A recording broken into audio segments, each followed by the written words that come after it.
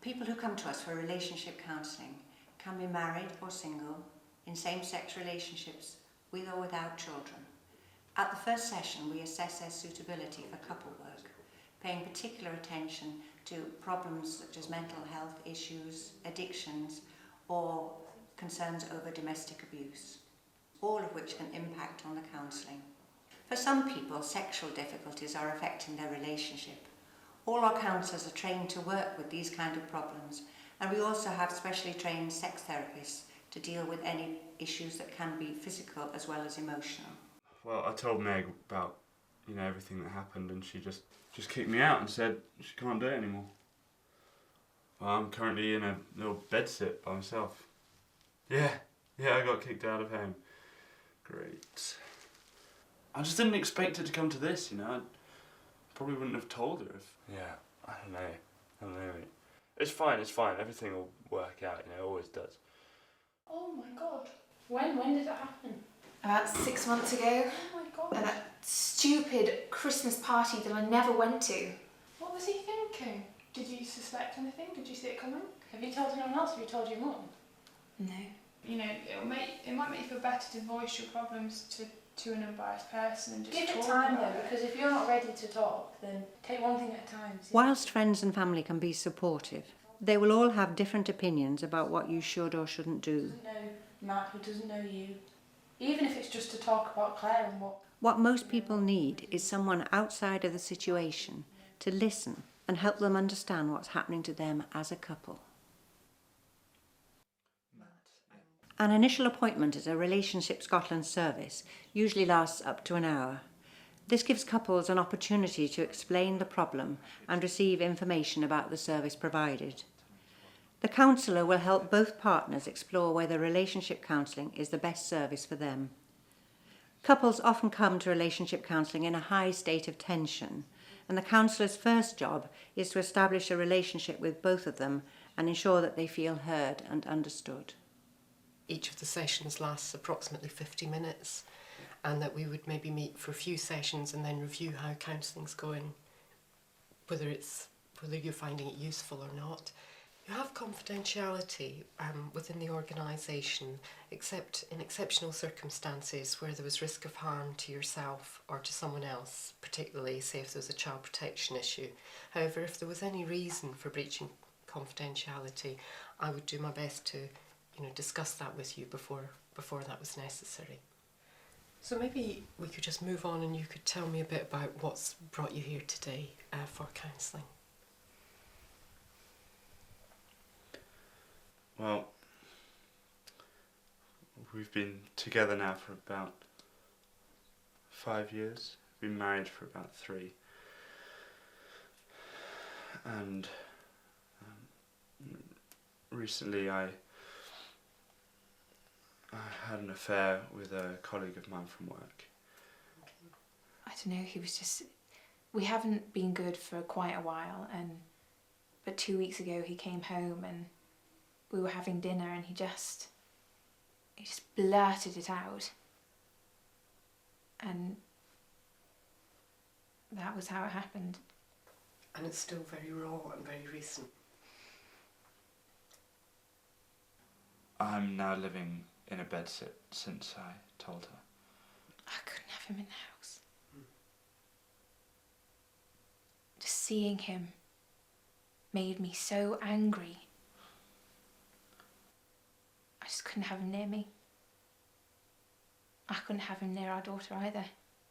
I wonder if it'd be useful, as you're probably both feeling a bit tense, is that right? If we maybe went back and if you could tell me a bit about how you met and how your relationship's been up to this crisis point. So, Counsellors are impartial. It is important that they hear both sides of the story in the couple's own words. In the counselling room, many different emotions come to the surface. People bring their hurt, their anger, sometimes their silence. The counsellor's role is to enable the couple to explore and understand what each of them is going through.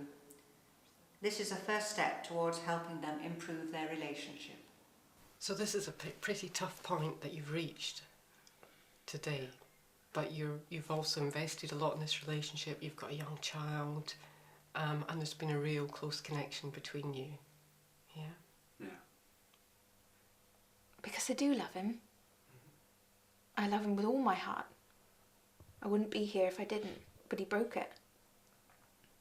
And it's hard sitting on the same sofa as him.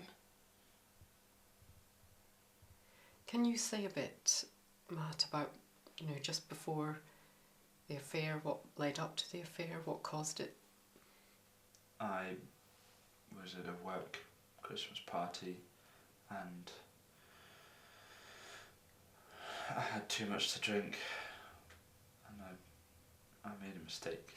A mistake? A bit more than mistake. You slept with another woman. You broke all the vows that you made. Mistake.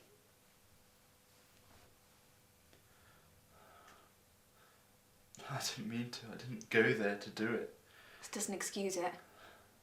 I barely even met this girl. I saw her a few times. It's a big office. We don't see everyone that we work with. So right now, Meg, you're feeling really, really angry and feeling a loss of trust. What do you think will help you to rebuild trust in this relationship? Because you've clearly said you do still love Matt and you'd like the relationship to work, but the trust is gone. What do you think might help? I don't know. Time?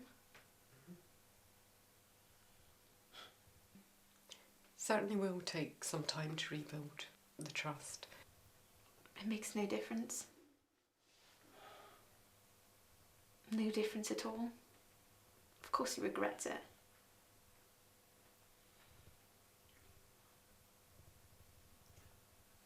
So what you're saying, Matt, is that this was a one-off event and there's been no contact with the person you had the sexual encounter with before or since that, apart from seeing her at work on a professional level. And I take it that's quite distant. Nothing had really happened. Nothing had ever happened in the past. Nothing's going to happen again. I just, forgot where I was, who I was.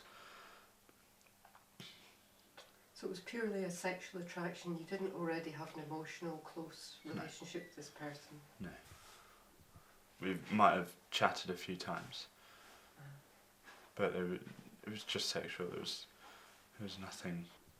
It's nothing emotional. So Meg, you've said that it will take some time for trust to rebuild, and that's also been important for you, Matt, to have that openness and trust in the relationship, as you didn't feel able to hold this secret indefinitely. And that it was mainly, you've said, mainly fear that stopped you from telling Meg, fear that you might lose her. Nothing that he says right now will make a difference, because in the back of my mind I'll always have, is he telling me the truth? Does he mean it? He lied to me for nearly 6 months, and maybe that will change over time, but right now it won't. Well, I always think there's a second chance for people, Mm-hmm. And she has every right to not have me back or anything, but I really want to be back with you, Meg.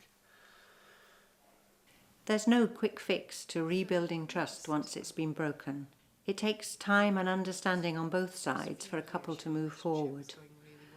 Sometimes in counselling we need to go back to when the relationship was working in order to really understand what went wrong before the couple can start rebuilding the trust. Yes, I mean, at the beginning it worked really well.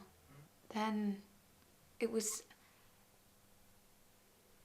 just changed, and it wasn't like, you hear lots of stories of young couples who have a child and then it changes immediately, but it didn't change immediately.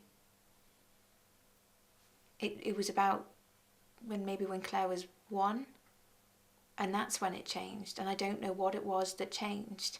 I wonder if we could just go back and you could tell me a bit about how you met, what attracted you, and what this relationship means to both of you.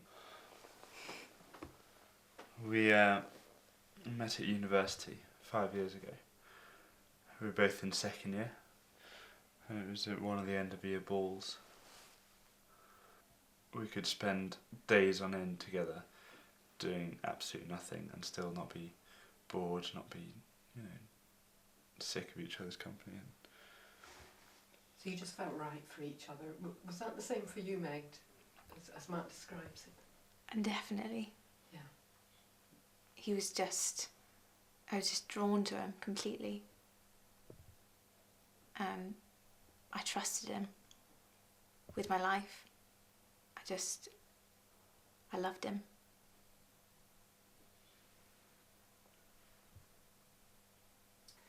So today this has been quite a difficult session for both of you. Matt, you've been expressing a lot of regret about the affair, and for you, Meg, a lot of anger and hurt that this has created for you.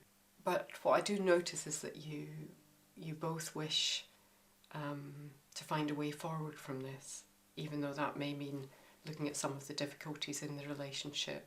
And both of you have invested a lot in the relationship, and you have a young child, and both of you actually have said today that you still feel love for each other, even though there's been a crisis.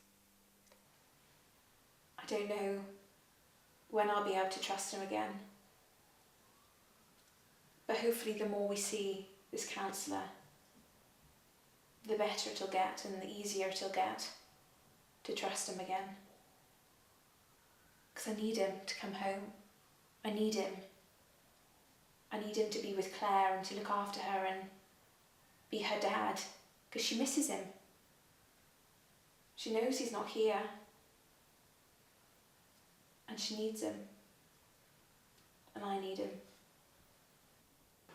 Counsellors are aware that children and the young person are sensitive to their parents' feelings and behaviour towards one another.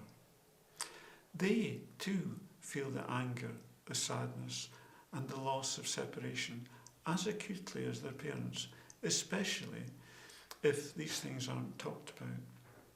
Some children may even feel responsible for their parents' unhappiness. Relationship counsellors work through these things with parents, and whether they stay together or separate, counselling can help them communicate more openly and without conflict, and spare the children and other family members the tensions that they're experiencing. Counselling, therefore, by reducing stress and tension, may help parents become more available to their children at these difficult times. This first counselling session can often result in a lessening of tension. It can be the hardest thing for couples to acknowledge they have a problem and take this first step. For some people, the first session on its own can be enough. But for most people, further sessions are needed to explore the roots of their difficulties.